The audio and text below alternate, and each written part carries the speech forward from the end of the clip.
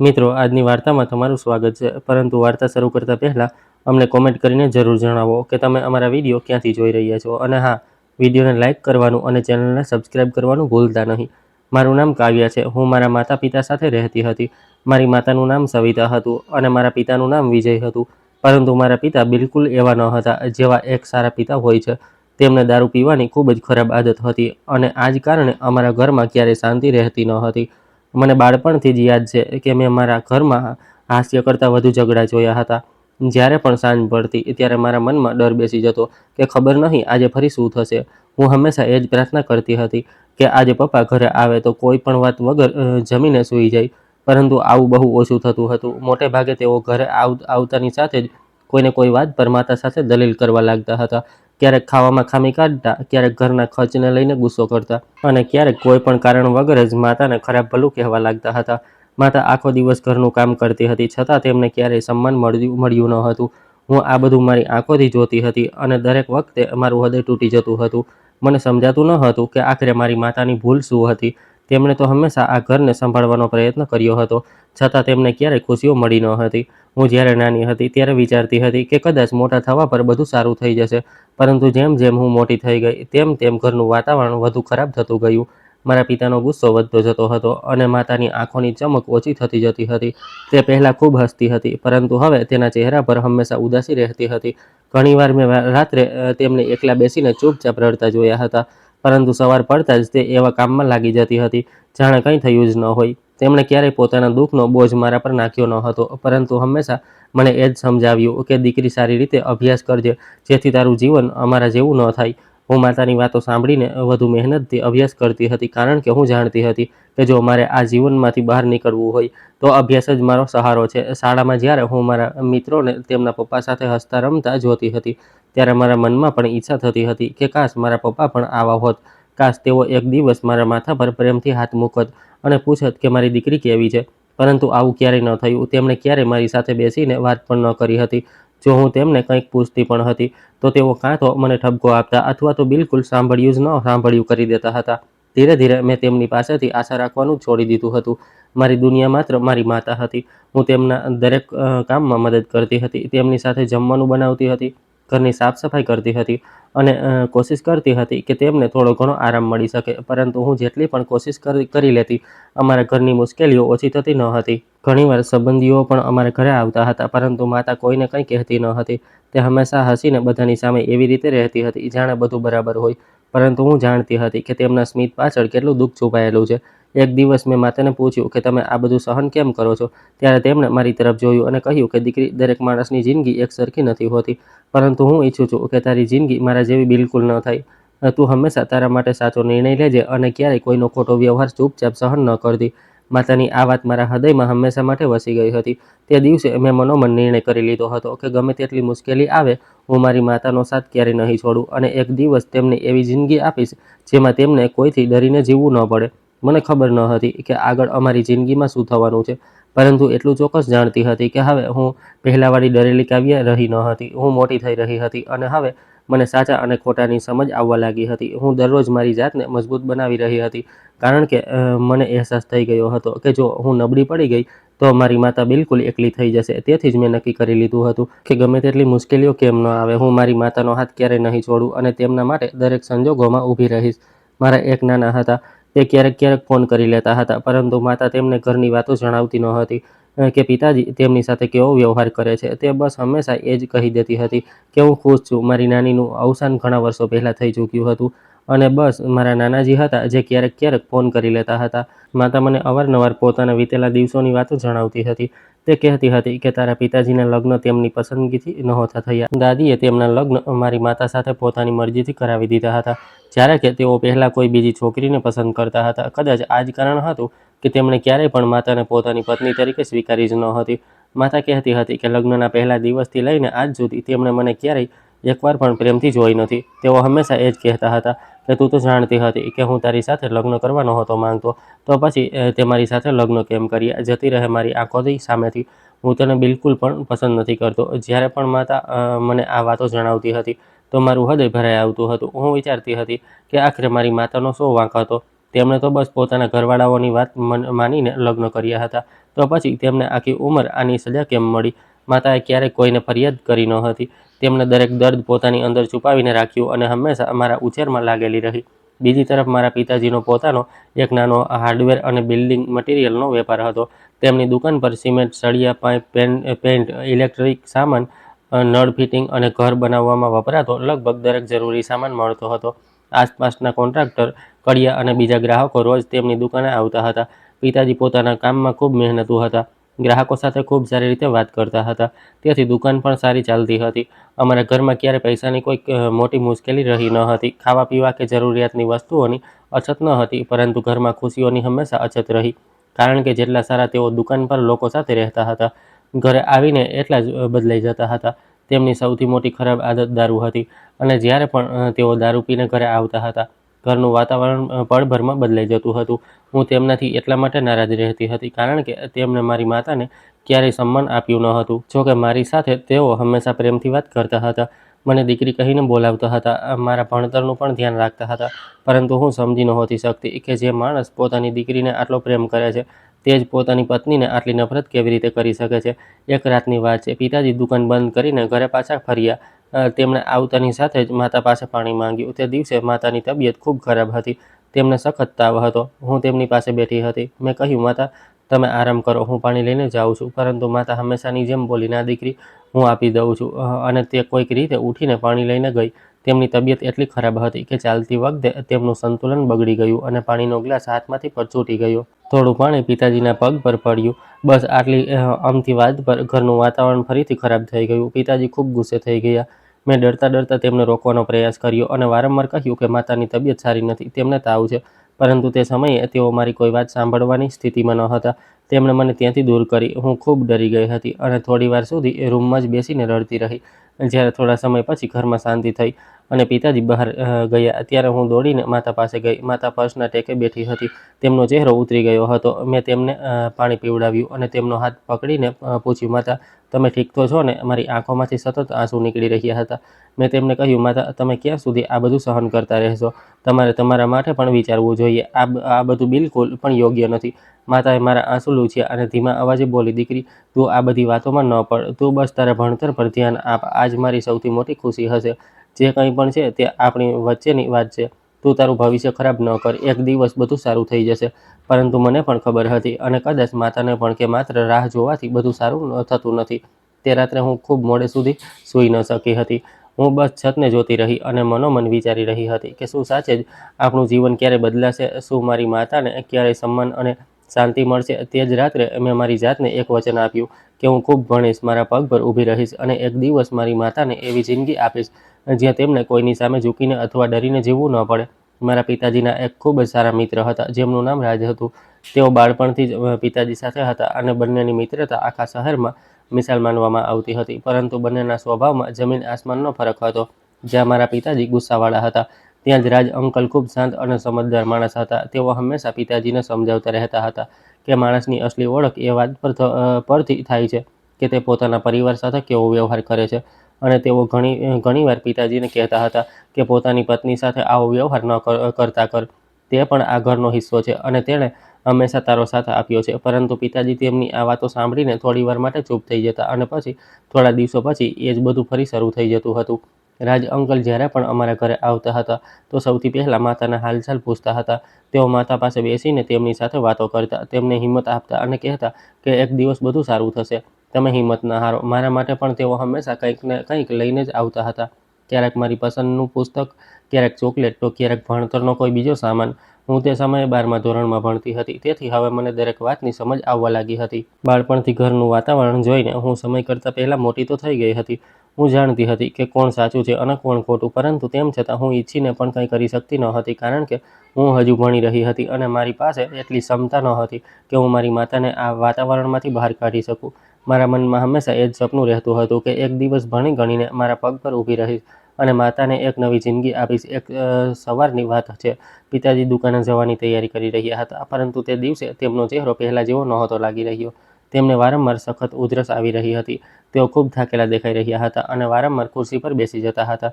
માતાએ તેમના કપાળ પર હાથ મૂક્યો તો હળવો તાવ પણ હતો. છેલ્લા ઘણા મહિનાઓથી તેમની તબિયત સારી રહેતી ન હતી, પરંતુ તેઓ દર વખતે એમ કહીને વાત ટાળી દેતા હતા કે થોડો આરામ કરીશ તો સારું થઈ જશે. તે દિવસે માતાને તેમની હાલત જોઈને ખૂબ ચિંતા થઈ. તેમણે તરત જ રાજ અંકલને ફોન કર્યો અને તેમને ઘરે આવવા કહ્યું. રાજ અંકલ મોડું કર્યા વગર જ અમારા ઘરે પહોંચી ગયા. તેમણે પિતાજીને જોયા અને સમય બગડ્યા વગર તેમને ડૉક્ટર પાસે લઈ ગયા. તેમના ગયા પછી હું અને માતા ખૂબ પરેશાન હતા. વારંવાર ઘડિયાળ જોઈ રહ્યા હતા અને તેમના પાછા ફરવાની રાહ જોઈ રહ્યા હતા. માતાએ વચ્ચે ઘણીવાર ફોન પણ કર્યો, પરંતુ દર વખતે રાજ અંકલે એ જ કહ્યું કે અમે ઘરે આવીને શાંતિથી બધી વાત જણાવીશું. તમે અત્યારે ચિંતા ન કરો. લગભગ બપોરના સમયે બંને ઘરે પાછા આવ્યા. તેમના ચહેરા પર ગંભીરતા સાફ દેખાઈ રહી હતી. અમે બંને ગભરાઈ ગયા. માતાએ તરત જ પૂછ્યું કે ડૉક્ટરે શું કહ્યું.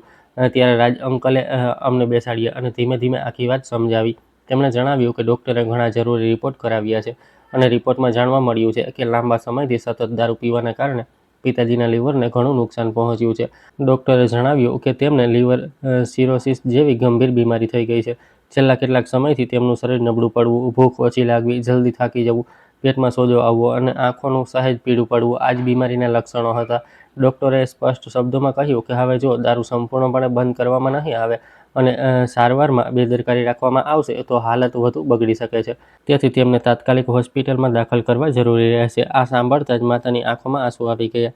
મારા હાથ પગ ઠંડા પડી ગયા. હું પહેલીવાર પિતાજીને આ હાલતમાં જોઈ રહી હતી. રાજ અંકલે માતાની હિંમત વધારતા કહ્યું કે અત્યારે ગભરાવાની જરૂર નથી.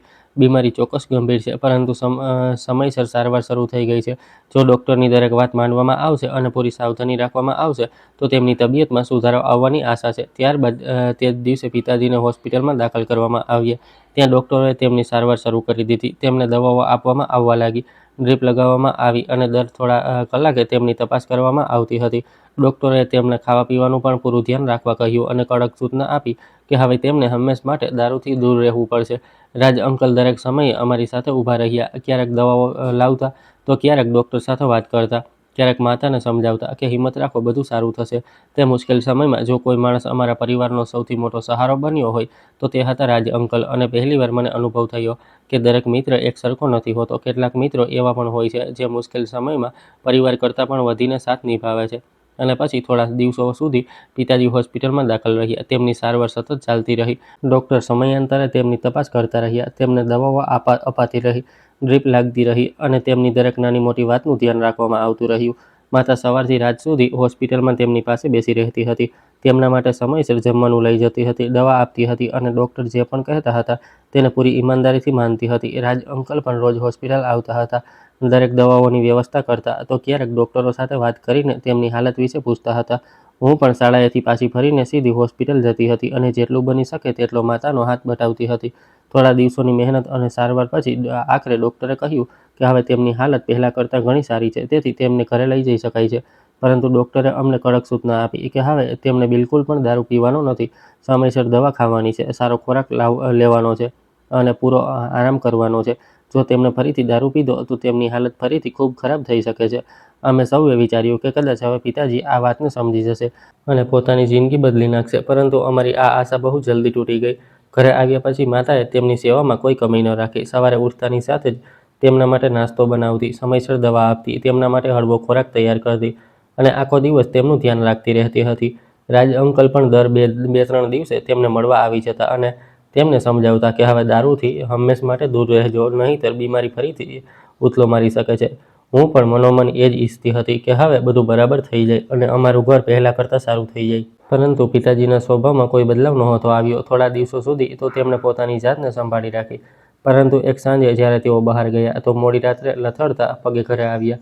તેમના મોંમાંથી દારૂની તીવ્ર દુર્ગંધ આવી રહી હતી. તેમને જોતાં જ મારું હૃદય બેસી ગયું, કારણ કે હું સમજી ગઈ હતી કે તેમણે ફરીથી દારૂ પી લીધો છે. માતા તેમની પાસે ગઈ અને ખૂબ પ્રેમથી બોલી, તમે ફરીથી દારૂ કેમ પી લીધો?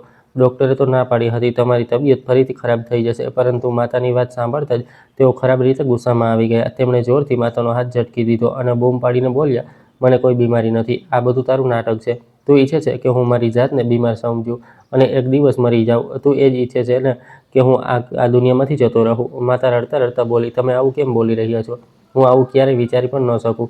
તમે જ તો મારું સર્વસ્વ છો. હું શા માટે ઈચ્છીશ કે તમને કંઈ થાય? પરંતુ પિતાજી તે સમયે કોઈની વાત સાંભળવાની હાલતમાં ન હતા. તેમની વિચારવા સમજવાની શક્તિ ખતમ થઈ ગઈ હતી. તેઓ સતત માતા પર ખોટા આક્ષેપો લગાવતા રહ્યા અને પછી તેમણે માતાને મારવાનું શરૂ કરી દીધું. હું આ બધું જોઈને ડરી ગઈ. હું દોડીને માતાની સામે ઊભી રહી ગઈ અને રડતા રડતા બોલી, પપ્પા બસ કરો, માતાનો કોઈ વાંક નથી. તેમને ન મારો. પરંતુ તેમણે મારી એક પણ વાત ન સાંભળી. તેમણે મને જોરથી પકડીને એક તરફ ધક્કો મારી દીધો અને પછી માતાને મારતા રહ્યા. માતા વારંવાર હાથ જોડીને કહેતી રહી કે મને ન મારો, મારી તબિયત પણ સારી નથી. પરંતુ તેમના દિલમાં જરા પણ દયા ન આવી. ઘણીવાર સુધી તેઓ માતાને મારતા રહ્યા, ગાળો આપતા રહ્યા અને જ્યારે પોતે થાકી ગયા તો કંઈ પણ બોલ્યા વગર પોતાના રૂમમાં જતા રહ્યા અને પથારી પર પડતા જ સૂઈ ગયા. આખા ઘરમાં સન્નાટો છવાઈ ગયો હતો. માતાના ચહેરા પર ઈજાના નિશાન હતા. તેમના હાથ ધ્રુજી રહ્યા હતા. હું દોડીને રસોડામાં ગઈ, પાણી લઈને આવી અને તેમને ધીમે ધીમે પીવડાવ્યું. પછી દવા લગાવી, તેમના કપાળ પર ઠંડા પાણીનું પોતું મૂક્યું અને તેમને અમારા રૂમમાં લઈ આવી. હું વારંવાર તેમને કહી રહી હતી કે હવે બસ, બહુ થઈ ગયું, આપણે આ બધું વધુ સહન ન કરવું જોઈએ. પરંતુ માતા હંમેશાની જેમ એ જ બોલી, દીકરી, હવે જે થવાનું હતું તે થઈ ગયું. તું બસ તારા ભણતર પર ધ્યાન આપ. હું નથી ઈચ્છતી કે મારે લીધે તારી જિંદગી ખરાબ થાય. તેમની વાતો સાંભળીને અમારી આંખોમાંથી સતત આંસુ નીકળી રહ્યા હતા. મને સમજાતું ન હતું કે આખરે મારી માતા આટલી સારી હોવા છતાં તેમની જિંદગીમાં આટલું દુઃખ કેમ લખાયેલું હતું. તે રાત્રે અમે બંને એક જ રૂમમાં સૂઈ ગયા, પરંતુ અમારામાંથી કોઈને પણ સરખી ઊંઘ ન આવી. હું આખી રાત એ જ વિચારતી રહી કે આખરે અમારા ઘરમાં ક્યારેક ખુશી આવશે, ક્યારે આ બધું ખતમ થશે. બીજી તરફ પિતાજી પોતાના રૂમમાં એકલા સૂઈ રહ્યા હતા. કોઈએ પણ તેમના રૂમમાં જઈને જોયું નહીં, કારણ કે દરેક જણ તેમનાથી ડરેલું હતું. રાત જેમ તેમ પસાર થઈ ગઈ અને સવાર પડી. રોજની જેમ માતા સૌથી પહેલાં ઉઠી. તેમણે રસોડામાં જઈને નાસ્તો બનાવ્યો અને પછી પિતાજી માટે ચા અને નાસ્તો લઈને તેમના રૂમમાં ગઈ. પરંતુ થોડીક ક્ષણોમાં તેમની જોરદાર ચીસ આખા ઘરમાં ગૂંજી ઉઠી. હું તે સમયે શાળાએ જવા માટે તૈયાર થઈ રહી હતી. માતાનો અવાજ સાંભળતા જ હું દોડીને તેમના રૂમમાં પહોંચી. મેં જોયું, માતા ગભરાયેલી ઊભી હતી. તેમના હાથમાંથી ચાનો કપ નીચે પડી ગયો હતો અને તેમની આંખોમાં ડર સ્પષ્ટ દેખાઈ રહ્યો હતો. તેમણે ધ્રુજતા અવાજે મને કહ્યું, કાવ્યા, જો ને, તારા પપ્પા ઉઠી જ નથી રહ્યા. હું ક્યારની અવાજ આપી રહી છું, પરંતુ આ આંખો પણ નથી ખોલી રહ્યા. હું પણ ગભરાઈ ગઈ. મેં જઈને તેમને હલાવવાનો પ્રયાસ કર્યો, પરંતુ તેમના શરીરમાં કોઈ હલચલ ન થઈ. મારા હાથ ધ્રુજવા લાગ્યા. મને કંઈ સમજ ન પડી તો મેં તરત જ રાજ અંકલને ફોન કર્યો અને રડતા રડતા તેમને બધી વાત જણાવી દીધી. તેમણે કહ્યું કે હું હમણાં જ આવું છું. લગભગ 10 મિનિટ પછી રાજ અંકલ અમારા ઘરે પહોંચ્યા, પરંતુ આ વખતે તેઓ એકલા ન હતા. તેમની સાથે એક ડૉક્ટર પણ હતા. ડૉક્ટરે આવતાની સાથે જ પિતાજીની તપાસ શરૂ કરી. તેમણે તેમની નાડી જોઈ, શ્વાસ ચેક કર્યા અને પછી થોડી ક્ષણો ચૂપ રહ્યા બાદ ખૂબ ગંભીર અવાજમાં કહ્યું કે મને અફસોસ છે, પરંતુ હવે તેઓ આપણી વચ્ચે રહ્યા નથી. આ સાંભળતા જ માતાની દુનિયા જાણે ઉજળી ગઈ. તે જોર જોરથી રડવા લાગી અને ત્યાં જ જમીન પર બેસી ગઈ. હું પણ થોડી ક્ષણો માટે બિલકુલ શૂન્ય થઈ ગઈ. મને સમજ ન પડી કે આખરે આ બધું આટલી જલ્દી કેવી રીતે થઈ ગયું. કાલ રાત સુધી તો તેઓ અમારી સામે હતા અને આજે હંમેશા માટે ચાલ્યા ગયા હતા. મારા મનમાં અજીબ લાગણીઓ હતી. એક તરફ તેઓ મારા પિતા હતા, તેથી તેમના જવાનું દુઃખ હતું, પરંતુ બીજી તરફ મને એવું પણ લાગી રહ્યું હતું કે હવે મારી માતાને રોજના મારઝૂડ અને અપમાનથી હંમેશા માટે છુટકારો મળી ગયો. હું પોતે પણ આ વાત સમજી શકતી ન હતી કે મારે રડવું જોઈએ કે ઉપરવાળાનો આભાર માનવો જોઈએ.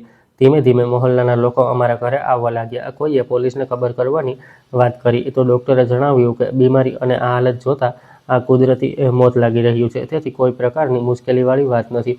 આસપાસના લોકો માતાને સંભાળવા લાગ્યા, પરંતુ ઘણા લોકો અંદરો-અંદર એ જ કહી રહ્યા હતા કે આ ખૂબ જ ગુસ્સાવાળો માણસ હતો. પોતાની પત્નીને ક્યારેય શાંતિથી જીવવા ન દીધી, હંમેશા મારતો પીટતો રહેતો હતો. જો સમયસર દારૂ છોડી દીધો હોત તો કદાચ આજે જીવતો હોત. તેમની વાતો સાંભળીને મને અહેસાસ થયો કે અમારા ઘરનું દર્દ માત્ર અમે જ નહીં, પરંતુ આખો મહોલ્લો જાણતો હતો. માતા એક ખૂણામાં બેસીને સતત રડી રહી હતી. કદાચ તેમણે આટલા વર્ષો દુઃખ સહન કર્યા પછી પણ પોતાના પતિને દિલથી પોતાના માન્યા હતા, તેથી જ તેમના જવાનું દર્દ તેમને ખૂબ વધારે થઈ રહ્યું હતું. રાજ અંકલ દરેક કામમાં આગળ વધીને મદદ કરી રહ્યા હતા. તેમણે સંબંધીઓને ખબર આપી, અંતિમ સંસ્કારની બધી તૈયારી કરાવી અને દરેક જવાબદારી નિભાવી. થોડા કલાકો પછી પિતાજીની અંતિમ યાત્રા નીકળી અને પૂરા રીતિરિવાજ સાથે તેમના અંતિમ સંસ્કાર કરી દેવામાં આવ્યા. જ્યારે તેમની ચિતાની આગ ધીમે ધીમે ઓલાવવા લાગી તો મને લાગ્યું કે અમારી જિંદગીનો એક ખૂબ મોટો અને ખૂબ જ દર્દનાક અધ્યાય પણ ખતમ થઈ ગયો. ઘરે પાછા ફરતી વખતે મેં માતાનો હાથ મજબૂતાઈથી પકડી લીધો અને મનોમન ઉપરવાળાને એ જ પ્રાર્થના કરી કે હવે અમારી જિંદગીમાં ક્યારેય આવું અંધારું પાછું ન આવે. હવે મારી માતાને ફરી ક્યારેય કોઈનો માર સહન ન કરવો પડે. હવે તે પણ બાકીની સ્ત્રીઓની જેમ સન્માન અને શાંતિથી પોતાની જિંદગી જીવી શકે. અને મેં તે જ દિવસે મારા મનમાં એ નિર્ણય પણ કરી લીધો કે ગમે તેટલી મુશ્કેલી કેમ ન આવે, હું મારી માતાને ક્યારેય એકલી નહીં છોડું અને હંમેશા તેમનો સહારો બનીને તેમની સાથે ઊભી રહીશ. પિતાજીના અવસાન પછી ધીમે ધીમે અમારી જિંદગી ફરીથી પાટા પર આવવા લાગી, પરંતુ બધું પહેલાં જેવું બિલકુલ ન હતું. ઘરનું વાતાવરણ પૂરી રીતે બદલાઈ ચૂક્યું હતું. હવે ઘરમાં ન કોઈની બૂમો પાડવાનો અવાજ આવતો હતો અને ન તો રોજ થતા ઝઘડા સંભળાતા હતા. પરંતુ તેની સાથે જ એક ખૂબ મોટી જવાબદારી અમારી સામે આવી ગઈ હતી. ઘરનો ખર્ચ કેવી રીતે ચાલશે, દુકાન કોણ સંભાળશે અને આગળની જિંદગી કેવી રીતે કપાશે, આ બધી વાતોની ચિંતા માતાને દરેક સમયે સતાવતી રહેતી હતી. થોડા દિવસ સુધી તો અમે બંનેએ જેમ તેમ કરીને ઘરમાં રાખેલા પૈસા વાપરીને કામ ચલાવ્યું, પરંતુ માતા સારી રીતે જાણતી હતી કે આવું વધુ દિવસો સુધી ચાલી શકે નહીં. એક સાંજે અમે બંને જમી રહ્યા હતા, ત્યારે માતાએ અમારી તરફ જોયું અને બોલી, દીકરી, મેં એક નિર્ણય કર્યો છે. કાલથી હું તારા પિતાની દુકાન પર જઈશ અને ત્યાં જ બેસીને તેમનું કામ સંભાળીશ. મેં આશ્ચર્યથી તેમની તરફ જોયું, કારણ કે માતા વધારે ભણેલી ગણેલી ન હતી. તેમને હિસાબ કિતાબનું પણ વધુ જ્ઞાન ન હતું. મેં કહ્યું, માતા, તમે એકલા આ બધું કેવી રીતે સંભાળશો? તમને તો દુકાનનું પૂરું કામ પણ નથી આવડતું. માતાએ હળવા સ્મિત સાથે કહ્યું, દીકરી, જો હું કોશિશ નહીં કરું તો શીખીશ કેવી રીતે? આપણા ઘરમાં કોઈ દીકરો નથી, તારો કોઈ ભાઈ નથી, તારા પિતાજીનો પણ કોઈ ભાઈ નથી જે આપણી મદદ કરી શકે. હવે આપણે આપણી જિંદગી પોતાના દમ પર જ આગળ વધારવી પડશે. જો હું દુકાન નહીં સંભાળું તો ઘરનો ખર્ચ કેવી રીતે ચાલશે? તેમની વાતો સાંભળીને મને સમજાઈ ગયું કે માતા મજબૂરીમાં આ નિર્ણય લઈ રહી છે. મેં તેમનો હાથ પકડીને કહ્યું, માતા, હું હંમેશા તમારી સાથે છું. તમે બિલકુલ પણ ડરશો નહીં. બીજી સવારે માતા વહેલી ઉઠી ગઈ. તેમણે પહેલાં ઘરનું બધું કામ કર્યું, અમારા માટે જમવાનું બનાવ્યું, પછી પોતે તૈયાર થઈને દુકાને જવા લાગી. તે જ સમયે રાજ અંકલ પણ ઘરે આવી ગયા. તેમણે કહ્યું, ભાભી, તમે એકલા પરેશાન ન થાઓ, હું તમારી સાથે ચાલું છું. શરૂઆતમાં હું તમને બધું સમજાવી દઈશ, ધીમે ધીમે તમને જાતે જ બધું સમજાઈ જશે. માતાએ તેમનો આભાર માન્યો અને બંને સાથે દુકાન માટે નીકળી ગયા. હું પણ મારું બેગ લઈને શાળાએ જતી રહી. તે દિવસે પૂરો સમય મારું ધ્યાન ભણવામાં બિલકુલ ન લાગ્યું. હું વારંવાર એ જ વિચારી રહી હતી કે માતા દુકાન પર કેવી રીતે કામ કરી રહી હશે. ક્યાંક તેમને કોઈ મુશ્કેલી તો નહીં થઈ રહી હોય ને? શાળા છૂટી તો હંમેશાની જેમ રાજ અંકલ મને લેવા આવી ગયા. રસ્તામાં મેં તેમને સૌથી પહેલો સવાલ એ જ પૂછ્યો કે માતા ઠીક છે ને? તેમણે હસીને કહ્યું કે હા, બિલકુલ ઠીક છે. શરૂઆતમાં તેમને થોડો ડર લાગી રહ્યો હતો, પરંતુ હવે ધીમે ધીમે બધું સમજવા લાગી છે. દુકાન પર કામ કરતા જૂના કર્મચારીઓ પણ તેમને પૂરો સાથ આપી રહ્યા છે. તેમની વાત સાંભળીને મને થોડી રાહત મળી. ઘરે પહોંચીને મેં કપડાં બદલ્યા, ખાધું અને પછી મારું હોમવર્ક કરવા બેસી ગઈ. તે પછી મેં ઘરના નાના મોટા કામ પણ કરી લીધા, કારણ કે હવે હું ઈચ્છતી હતી કે માતા જ્યારે સાંજે ઘરે પાછી ફરે તો તેમને બધું કામ કરવું ન પડે. દરરોજની જેમ હું સાંજ પડવાની રાહ જોતી રહેતી હતી. જેવી માતા ઘરે આવતી હતી, હું દોડીને દરવાજો ખોલતી હતી. તેમના ચહેરા પર આખા દિવસનો થાક સ્પષ્ટ દેખાતો હતો, પરંતુ છતાં પણ તે હસીને મને ગળે લગાવી લેતી હતી. અમે બંને સાથે બેસીને ચા પીતા હતા. પછી માતા મને આખા દિવસની વાતો જણાવતી હતી કે આજે દુકાન પર કોણ આવ્યું, કેટલો સામાન વેચાયો, કયા ગ્રાહકે શું કહ્યું અને તેમણે કયું નવું કામ શીખ્યું. હું પણ તેમને શાળાની બધી વાતો જણાવતી હતી કે આજે કયો પીરિયડ સારો ગયો, કયા શિક્ષકે શું ભણાવ્યું અને મારા મિત્રોએ શું કર્યું. માતા મારી વાતો ખૂબ ધ્યાનથી સાંભળતી હતી અને પછી પ્રેમથી મારા માથા પર હાથ ફેરવીને કહેતી હતી કે મારી દીકરી બહુ સમજદાર થઈ ગઈ છે.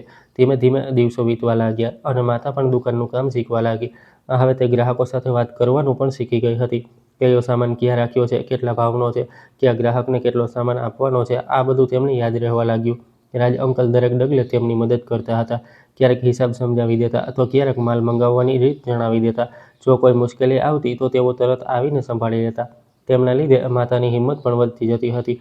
હું પણ મારા ભણતરની સાથે સાથે માતાનો પૂરો સાથ આપતી હતી. ક્યારેક દુકાન માટે જરૂરી કાગળો ગોઠવી દેતી તો ક્યારેક રજાના દિવસે દુકાન પર જઈને માતાની સાથે બેસી જતી. ધીમે ધીમે અમારી જિંદગીમાં શાંતિ પાછી ફરવા લાગી હતી. હવે ઘરમાં ડર નહોતો, પરંતુ છતાં પણ એક ખાલીપો હંમેશા અનુભવાતો હતો. સાચું કહું તો મને ક્યારેક ક્યારેક પિતાજીની યાદ પણ આવતી હતી. જોકે તેમણે અમારી સાથે ક્યારેય સારો વ્યવહાર કર્યો ન હતો. તેમણે માતાને ખૂબ દુઃખ આપ્યા હતા, છતાં પણ આખરે તેઓ મારા પિતા હતા. જ્યારે હું મારા મિત્રોને તેમના પપ્પા સાથે હસતા રમતા જોતી હતી તો મનમાં એક પીડા ઊભી થતી હતી. હું વિચારતી હતી કે કાશ મારા પિતાજી પણ આવા હોત, કાશ તેમણે દારૂને પોતાની જિંદગીથી દૂર રાખ્યો હોત, કાશ તેમણે માતા સાથે પ્રેમ અને સન્માનથી વાત કરી હોત, તો આજે અમારો પરિવાર પણ કેટલો ખુશ હોત. અમે સૌ સાથે બેસીને જમતા, વાતો કરતા અને એક સામાન્ય પરિવારની જેમ જિંદગી વિતાવતા. પરંતુ હવે આ માત્ર એક સપનું બનીને રહી ગયું હતું. માતા પણ ઘણીવાર રાત્રે ચૂપચાપ બેસીને પિતાજીની જૂની તસવીર જોતી રહેતી હતી.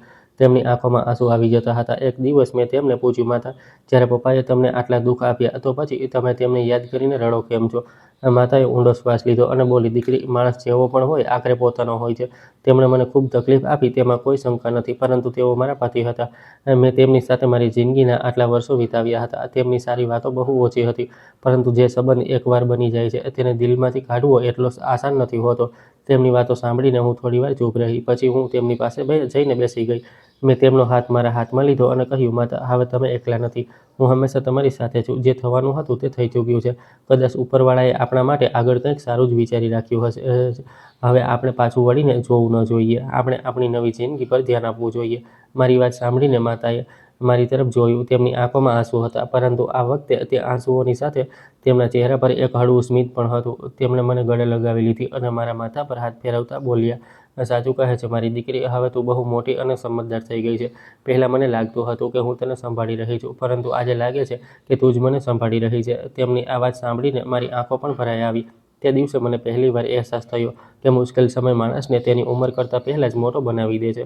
અને તે જ દિવસે મેં મનોમન નિર્ણય કરી લીધો કે હવે હું મારી માતાને ક્યારેય એકલતાનો અનુભવ નહીં થવા દઉં. મારી માતાએ ઘણી મુશ્કેલીઓનો સામનો કર્યો છે અને હવે તેમના ખુશ રહેવાનો વારો છે. પરંતુ હું જાણતી ન હતી કે મારી સામે એવું સત્ય આવવાનું છે જે આપણા સૌની જિંદગી બદલી નાખશે. એક દિવસની વાત છે. તે સમયે માતા રોજની જેમ સવારે વહેલી ઉઠીને દુકાન જતી રહી હતી અને હું તે દિવસે શાળાએ નહોતી ગઈ, કારણ કે મારી પરીક્ષા ચાલી રહી હતી અને આવનારા પેપરની તૈયારી માટે મેં ઘરે જ રહેવાનો નિર્ણય કર્યો હતો. સવારે ભણ્યા પછી મેં વિચાર્યું કે આખો દિવસ ઘરે જ રહેવાનું છે, તો કેમ ન ઘરની થોડી સાફ સફાઈ પણ કરી લઉં. હું એક પછી એક બધા રૂમ સાફ કરવા લાગી. પછી મારી નજર સ્ટોર રૂમ પર પડી. ઘણા દિવસોથી તેની સફાઈ નહોતી થઈ, તેથી હું સાવરણી અને પોતું લઈને ત્યાં જતી રહી. સ્ટોર રૂમમાં ઘણો જૂનો સામાન રાખેલો હતો. જૂની પેટીઓ, લાકડાની ખુરશીઓ, કેટલાક તૂટેલા વાસણ અને એક ખૂણામાં રાખેલો એક જૂનો લોખંડનો કબાટ જેના પર ધૂળનું જાડું પડ જામેલું હતું. મેં ધીમે ધીમે તેની સફાઈ શરૂ કરી. પછી વિચાર્યું કે કબાટની અંદર પણ જોઈ લઉં, જોઈએ કદાચ કોઈ કામનો સામાન નીકળી આવે. મેં કબાટ ખોલ્યો તો તેની અંદર કેટલાક જૂના કપડાં, કેટલીક ફાઇલો અને ઘણા જૂના પુસ્તકો રાખેલા હતા. મેં એક પછી એક બધા પુસ્તકો બહાર કાઢવાના શરૂ કરી દીધા. ત્યારે મારા હાથમાં એક જાડું જૂનું પુસ્તક આવ્યું. તેના પર ધૂળ એટલી બધી જામેલી હતી કે તેનું કવર પણ બરાબર દેખાતું ન હતું. મેં મારા દુપટ્ટાથી તેની ધૂળ સાફ કરી અને તેને ખોલીને જોવા લાગી. પરંતુ જેવું મેં પહેલું પાનું ખોલ્યું, મને સમજાઈ ગયું કે તે કોઈ પુસ્તક ન હતું, પરંતુ એક જૂની ડાયરી હતી.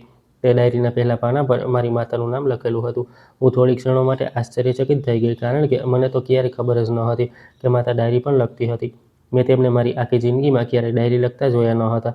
કદાચ તેમણે બહુ પહેલાં લખી હશે અને પછી કોઈ કારણસર છોડી દીધી હશે. મારા મનમાં ખૂબ ઉત્સુકતા થઈ કે આખરે આમાં શું લખેલું હશે. મેં ધીમેથી પહેલું પાનું પલટાવ્યું અને વાંચવાનું શરૂ કર્યું. શરૂઆતમાં માતાએ પોતાના લગ્ન પહેલાંની જિંદગી વિશે લખ્યું હતું.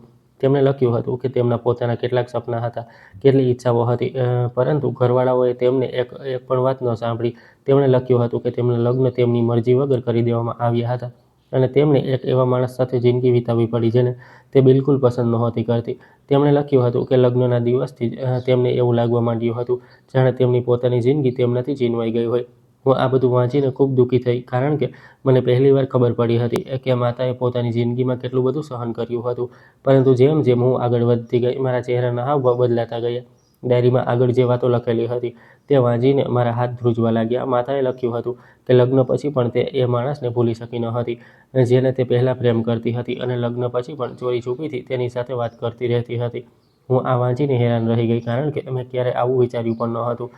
મારા હૃદયના ધબકારા વધી ગયા હતા. પરંતુ અસલી આંચકો તો મને ત્યારે લાગ્યો જ્યારે મેં આગળના પાના વાંચ્યા. ત્યારે જે લખેલું હતું તેના પર મને મારી આંખો પર વિશ્વાસ પણ નહોતો થઈ રહ્યો. માતાએ લખ્યું હતું કે તેમણે અને જે માણસને તે પ્રેમ કરતી હતી તેમણે મળીને કેટલાક ખતરનાક નિર્ણયો લીધા હતા. તેમણે લખ્યું હતું કે મારી દાદીનું મોત કોઈ સામાન્ય અકસ્માત ન હતો, પરંતુ તેને અકસ્માત જેવું બતાવવામાં આવ્યું હતું. માતાએ લખ્યું હતું કે મારી દાદી રોજ સાંજે બગીચામાં ફરવા જતી હતી અને એક દિવસ જ્યારે તે ઘરે પાછી ફરી રહી હતી ત્યારે એક પૂરપાટ આવતી ગાડીએ તેમને ટક્કર મારી દીધી હતી અને તે જ અકસ્માતમાં તેમનું મોત થઈ ગયું હતું. પરંતુ ડાયરીમાં લખ્યું હતું કે તે અકસ્માત નહીં, પરંતુ પહેલાંથી ઘડાયેલું એક કાવતરું હતું અને તે કાવતરામાં માતા પણ સામેલ હતી. આ વાંચતા જ મારા આખા શરીરમાં જાણે વીજળી દોડી ગઈ.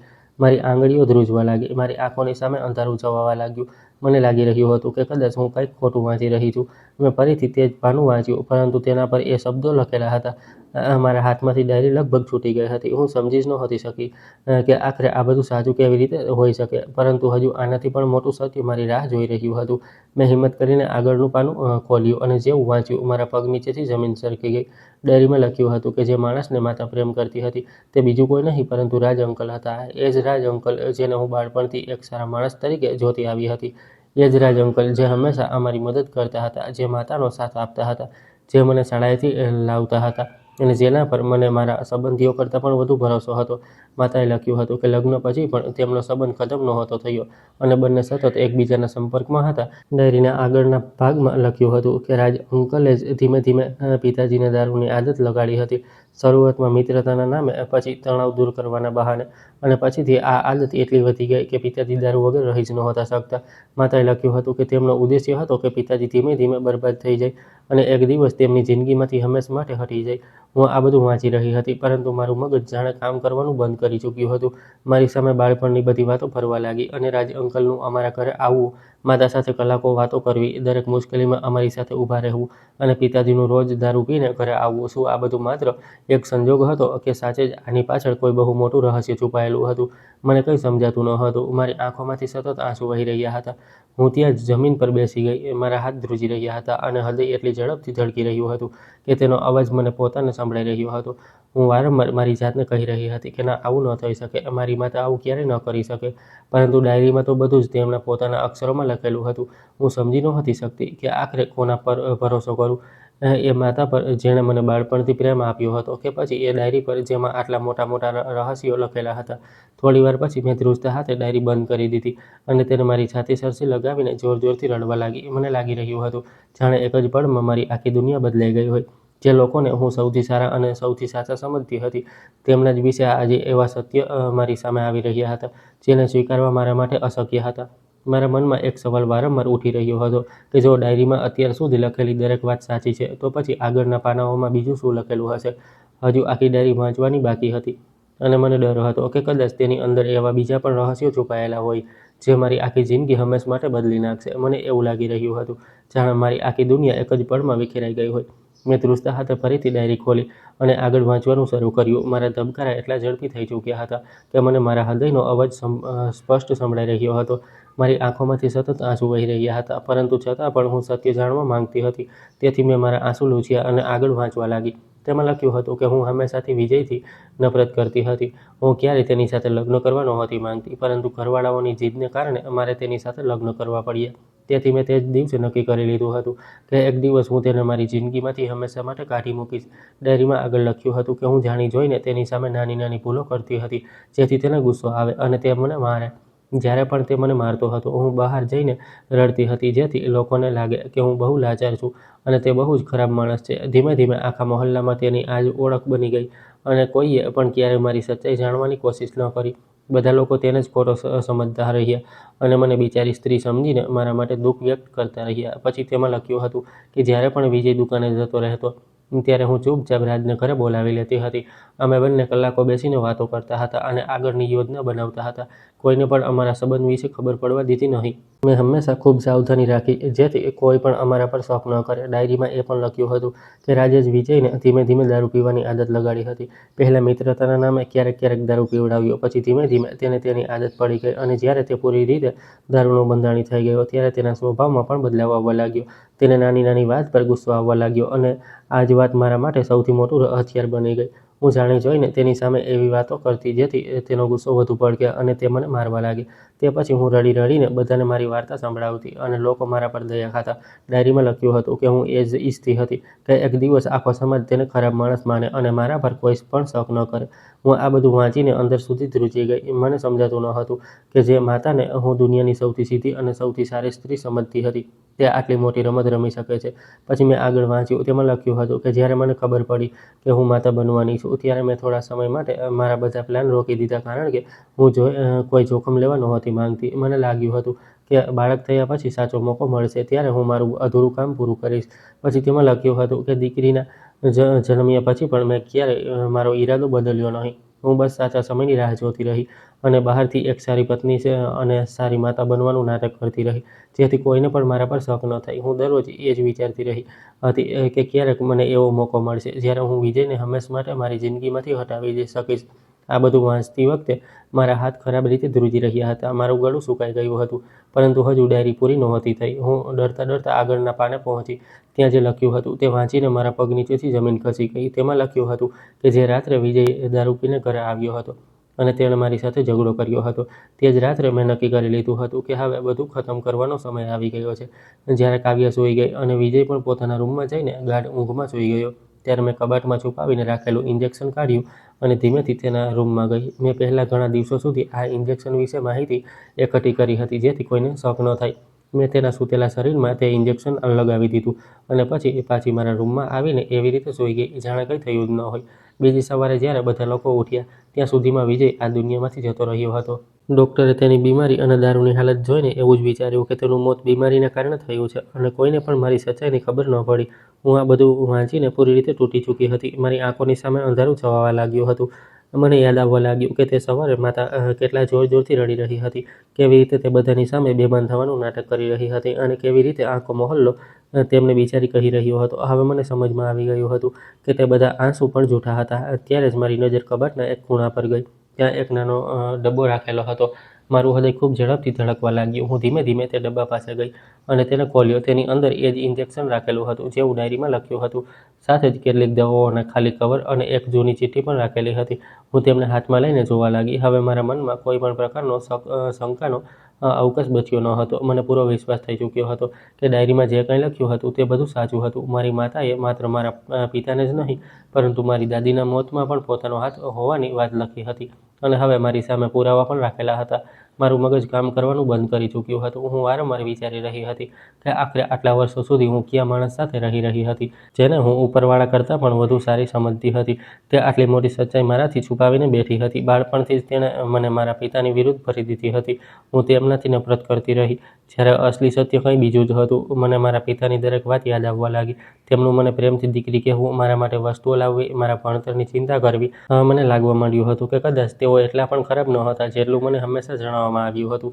કદાચ તેમના ગુસ્સા અને દારૂની પાછળ પણ કોઈ બહુ મોટી રમત હતી અને હું આટલા વર્ષો સુધી માત્ર અડધું સત્ય સાંભળીને મારા પિતાની નફરત કરતી હતી. આ વિચારીને મારું હૃદય ફાટવા લાગ્યું. હું ત્યાં જમીન પર બેસી ગઈ અને ધ્રુસકે રડવા લાગી. મને સમજાતું ન હતું કે હવે હું શું કરું. માતાના પાછા ઘરે આવવામાં હજુ થોડો સમય હતો અને મારા હાથમાં તેમની લખેલી તે ડાયરી હતી, જેણે મારી આખી જિંદગીનું સત્ય બદલી નાખ્યું હતું.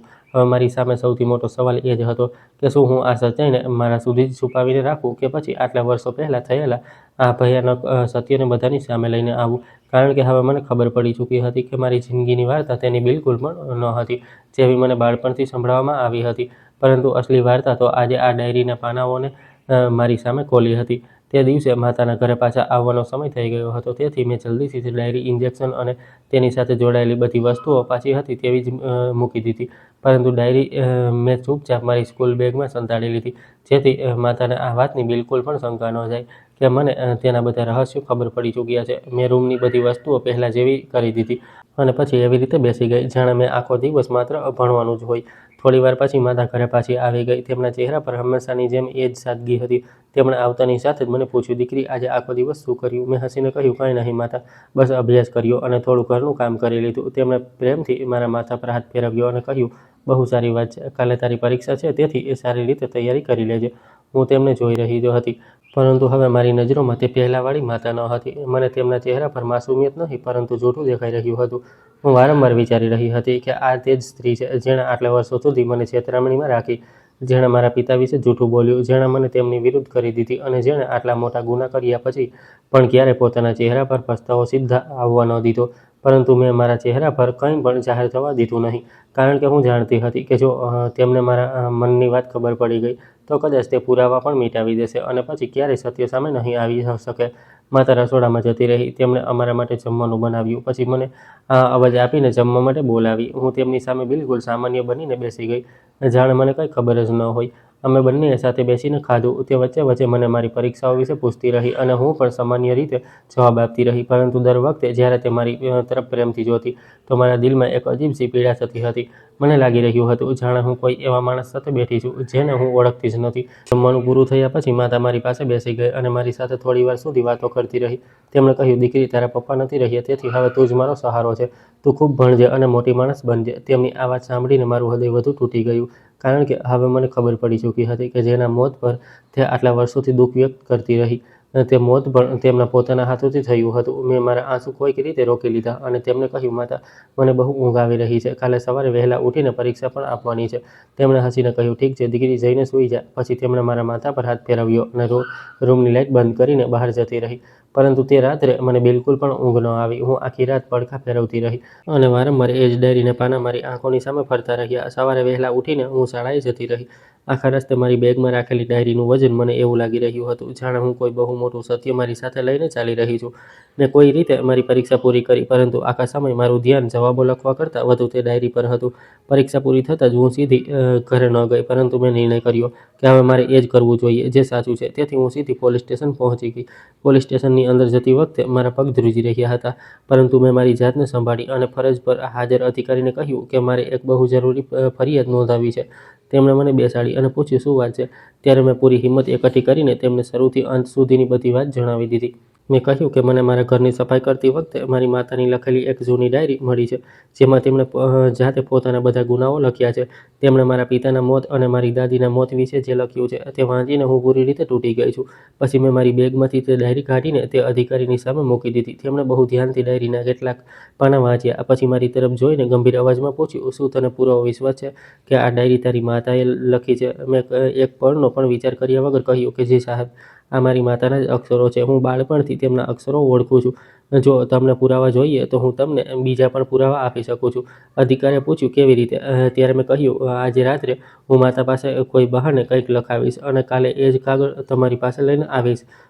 ત્યારે તમે બંને લખાણો સરખાવી લેજો. તમને જાતે જ ખબર પડી જશે કે આ ડાયરી તેમની જ છે. અધિકારીએ મારી વાત ધ્યાનથી સાંભળી. પછી તેમણે ડાયરી પોતાની પાસે રાખી લીધી અને કહ્યું કે જો આ બધું સાચું છે તો મામલો બહુ ગંભીર છે, પરંતુ અમારે પૂરી તપાસ કરવી પડશે. તેમણે મને કહ્યું કે હાલ પૂરતું તું કોઈને પણ આ વિશે કંઈ ન કહેતી અને બિલકુલ સામાન્ય રહેજે, જેથી કોઈને કોઈ શંકા ન જાય. મેં તેમની વાત માની લીધી અને ત્યારથી બહાર નીકળી આવી. પોલીસ સ્ટેશનથી નીકળતી વખતે મારું હૃદય બહુ ભારે હતું. હું વારંવાર વિચારી રહી હતી કે શું હું સાચું કરી રહી છું? આખરે તે મારી માતા છે. પરંતુ બીજી પળે મને મારા પિતાનો ચહેરો યાદ આવી ગયો. મને તે બધી વાતો યાદ આવવા લાગી જે મેં ડાયરીમાં વાંચી હતી. અને પછી મેં મારી જાતને કહ્યું કે જો કોઈ માણસ આટલો મોટો ગુનો કરે છે તો તેને માત્ર એટલા માટે છોડી ન શકાય કારણ કે તે પોતાનું જ કેમ ન હોય. હું ઈચ્છતી હતી કે સત્ય દુનિયાની સામે આવે અને જેણે પણ ગુનો કર્યો છે તેને તેની સજા મળે, ભલે તે મારી પોતાની માતા જ કેમ ન હોય. હું ધીમે ધીમે ઘર તરફ ચાલવા લાગી. તે સમય સુધી માતા હજુ દુકાનેથી પાછી નહોતી આવી અને રાજ અંકલ પણ મને લેવા આવ્યા ન હતા. તેથી કોઈને મારા પોલીસ સ્ટેશન જવા વિશે કંઈ ખબર જ ન પડી. ઘરે પહોંચીને હું ચૂપચાપ મારા રૂમમાં બેસી ગઈ. મારું મન બહુ બેચેન હતું. હું વારંવાર વિચારી રહી હતી કે હવે આગળ શું થશે? શું પોલીસ સત્ય સુધી પહોંચી શકશે? શું માતાને પોતાના કર્યાની સજા મળશે કે પછી તે એકવાર ફરી બધાને પોતાના જૂઠાણામાં ફસાવી દેશે? પરંતુ મેં નક્કી કરી લીધું હતું કે હવે ગમે તે થઈ જાય હું પાછી નહીં હટું, કારણ કે હવે આ માત્ર મારા પરિવારની વાત નહોતી રહી, પરંતુ બે લોકોના મોતનું સત્ય સામે આવવું પણ મારી જવાબદારી બની ચૂક્યું હતું.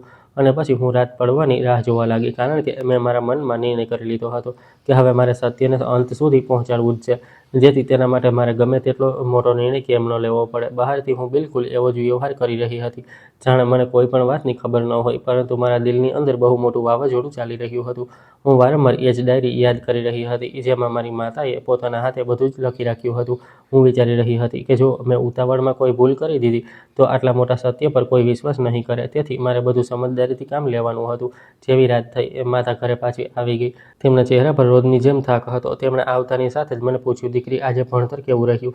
મેં હસીને કહ્યું, બધું બરાબર રહ્યું માતા. પછી અમે બંને સાથે બેસીને જમ્યા. મેં આખા સમય મારા ચહેરા પર કોઈ શંકા આવવા ન દીધી. માતા મારી સાથે હસી હસીને વાતો કરતી રહી અને હું પણ તેમની દરેક વાતનો એવો જ જવાબ આપતી રહી જેવો પહેલાં આપતી હતી, પરંતુ અંદરથી હું તૂટી ચૂકી હતી. જમવાનું પૂરું થયા પછી મેં માતાને કહ્યું, માતા, મારી પરીક્ષાઓ ચાલી રહી છે. મને એક સવાલ સમજાતો નહીં, તમે મને સમજાવી દો. માતા તરત તૈયાર થઈ ગઈ, કારણ કે તેમને હંમેશા લાગતું હતું કે હું તેમની દરેક વાત માનું છું. હું એક નોટબુક અને પેન લઈને તેમની પાસે બેસી ગઈ અને જાણી જોઈને તેમને કેટલીક લીટીઓ લખવા માટે કહ્યું. મેં કહ્યું, માતા, તમે પહેલાં લખી દો, પછી હું તેને જોઈને યાદ કરી લઈશ. માતાએ કશું પણ વિચાર્યા વગર પોતાના અક્ષરોમાં પૂરો જવાબ નોટબુકમાં ઉતારી દીધો. મેં ધ્યાનથી તેમના અક્ષરો જોયા અને મારા મનમાં છેલ્લી શંકા પણ પૂરી થઈ ગઈ, કારણ કે એ જ લખાણ તે ડાયરીમાં પણ હતું. મેં નોટબુક બંધ કરી લીધી અને કહ્યું, હવે મને સમજાઈ ગયું, હું વાંચી લઉં છું. માતાએ મારા માથા પર હાથ ફેરવ્યો અને કહ્યું, સારી રીતે વાંચજે, તારા સારા માર્ક્સ આવવા જોઈએ. હું હસીને મારા રૂમમાં જતી રહી, પરંતુ તે રાત્રે મારી આંખોમાં બિલકુલ પણ ઊંઘ ન હતી. હું આખી રાત એ જ વિચારી રહી હતી કે સવારે શું થવાનું છે અને ત્યાર પછી મારી જિંદગી હંમેશા માટે બદલાઈ જશે. બીજી સવારે હું રોજની જેમ શાળાએ જવા માટે તૈયાર થઈ. માતાએ મને ટિફિન આપ્યું અને કહ્યું, સીધી શાળાએથી ઘરે આવજે. મેં હામાં માથું હલાવ્યું, પરંતુ હું શાળાએ ન ગઈ. હું સીધી પોલીસ સ્ટેશન પહોંચી ગઈ. ત્યાં પહોંચીને મેં તે અધિકારી સાથે મુલાકાત કરી, જેને હું પહેલાં પણ મળી ચૂકી હતી. મેં તેમને તેની નોટબુક બતાવી, જેમાં માતાએ ગઈ રાત્રે પોતાના હાથે લખ્યું હતું. અધિકારીએ પહેલાં નોટબુક જોઈ, પછી ડાયરી જોઈ અને બંનેમાં લખાણો સરખાવ્યા. તેમણે ધ્યાનથી દરેક શબ્દ જોયો, પછી મારી તરફ જોઈને બોલ્યા, હવે આપણી પાસે બહુ મજબૂત પુરાવો છે. જો તપાસમાં બાકીની વાતો પણ સાચી સાબિત થઈ ગઈ તો આ મામલો વધુ મજબૂત થઈ જશે. તેમની વાત સાંભળીને મને થોડી હિંમત મળી, પરંતુ દિલ હજુ પણ ભારે હતું, કારણ કે આખરે તે મારી માતા હતી.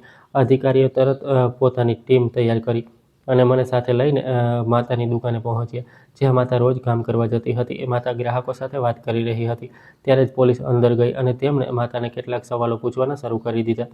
પહેલાં તો માતા ગભરાઈ ગઈ, પછી જેવી તેમણે મને પોલીસવાળાઓ સાથે જોઈ તે હેરાન રહી ગઈ. તેમણે જોરથી મારું નામ લીધું અને કહ્યું, દીકરી, તું અહીં પોલીસ સાથે શું કરી રહી છે? મેં તેમની તરફ જોયું, પરંતુ આ વખતે મારા ચહેરા પર પહેલાં જેવી માસૂમિયત ન હતી. મેં કહ્યું, હવે સત્ય છુપાઈ શકે નહીં. માતા, તમે જે કર્યું છે તેનો જવાબ તમારે આપવો પડશે.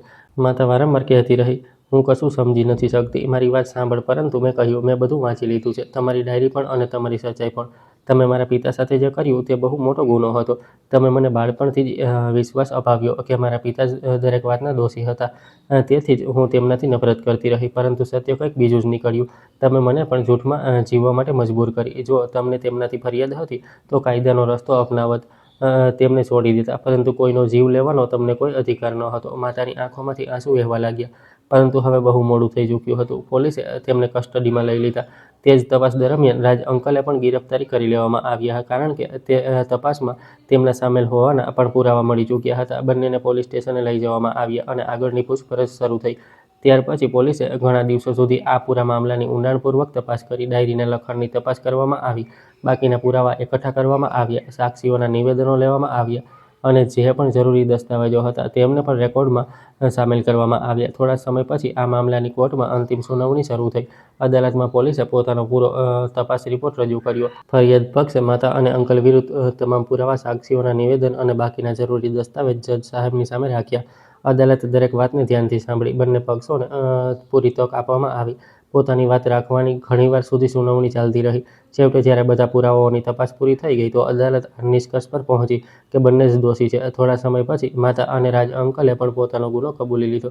તેમણે માની લીધું કે તેમણે મળીને આ બધું કર્યું હતું. અદાલતે તે બે લોકોની હત્યાના મામલામાં બંનેને દોષી ઠેરવતા તેમને આજીવન કેદની સજા ફટકારી. ચુકાદો સાંભળતા જ બંનેને જ્યુડિશિયલ કસ્ટડીમાં જેલમાં મોકલી દેવામાં આવ્યા. તે દિવસે અદાલતની બહાર નીકળતી વખતે મારા મનમાં બહુ અજીબ લાગણી હતી. એક તરફ મને મારા પિતાને ન્યાય મળવાની રાહત હતી, તો બીજી તરફ એ દર્દ પણ હતો જે માતાને મેં બાળપણથી સૌથી સારો માણસ સમજી હતી, તે જ આટલી મોટી સચ્ચાઈ છુપાવીને જીવી રહી હતી. તે દિવસે મારી આંખોમાંથી બહુ આંસુ નીકળ્યા, પરંતુ મને લાગ્યું કે મેં સાચો નિર્ણય લીધો, કારણ કે કોઈ પણ ગુનાને માત્ર સંબંધને કારણે છુપાવી ન શકાય.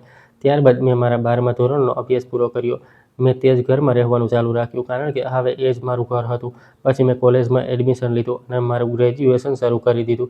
આ દરમિયાન મેં મારા નાનાને મારી પાસે બોલાવી લીધા, કારણ કે મારી નાનીનું ઘણા વર્ષો પહેલાં અવસાન થઈ ચૂક્યું હતું અને નાના એકલા રહેતા હતા. નાનાએ એક પળનો પણ વિચાર કર્યા વગર મારી સાથે રહેવાનો નિર્ણય કરી લીધો. તેમણે મને ક્યારેય એકલી મહેસૂસ ન થવા દીધી. તેઓ હંમેશા મારી હિંમત વધારતા રહ્યા. તેમને પોતાની દીકરીના કર્યા પર બહુ દુઃખ હતું. તેઓ અવારનવાર કહેતા હતા કે માણસની ભૂલ થઈ શકે છે, પરંતુ આટલો મોટો ગુનો ક્યારેય માફ ન કરી શકાય. તેમને પોતાની દીકરીને દીકરી કહેવામાં પણ શરમ અનુભવાતી હતી, પરંતુ તેમણે ક્યારેય મને તેની સજા ન આપી, બલ્કે મને પોતાની દીકરી કરતાં પણ વધુ પ્રેમ આપ્યો. તેમણે મારો અભ્યાસ પૂરો કરાવ્યો, મારી હિંમત વધારી અને દરેક મુશ્કેલ સમયમાં મારી સાથે ઊભા રહ્યા. ધીમે ધીમે મેં મારી જિંદગીને ફરીથી સંભાળી લીધી. મેં મારો અભ્યાસ પૂરો કરવા પર પૂરું ધ્યાન આપ્યું અને એ નક્કી કરી લીધું કે હું મારી મહેનતથી એક નવી ઓળખ બનાવીશ. આજે જ્યારે હું પાછળ ફરીને મારી જિંદગીને જોઉં છું તો મને લાગે છે કે ઘણીવાર જે આપણને સત્ય દેખાય છે તે પૂરું સત્ય નથી હોતું. કેટલાક લોકો બહારથી બહુ સારા બનવાનો દેખાવ કરે છે, પરંતુ તેમની અંદર ઘણું અંધારું છુપાયેલું હોય છે. અને કેટલાક લોકો દુનિયાની નજરમાં ખરાબ દેખાય છે, પરંતુ તેમની આખી વાર્તા કોઈ નથી જાણતું. તેથી મેં મારી જિંદગીમાંથી એ જ શીખ્યું કે કોઈ પણ માણસ વિશે માત્ર એક તરફથી વાત સાંભળીને નિર્ણય ન કરવો જોઈએ. સત્ય સામે આવવામાં ક્યારેક ઘણો સમય લાગી જાય છે, પરંતુ સત્ય સામે આવે છે તો દરેક જૂઠનો પડદો હટાવી દે છે અને છેવટે ન્યાય જરૂર થાય છે, ભલે તેમાં ગમે તેટલો સમય કેમ ન લાગી જાય.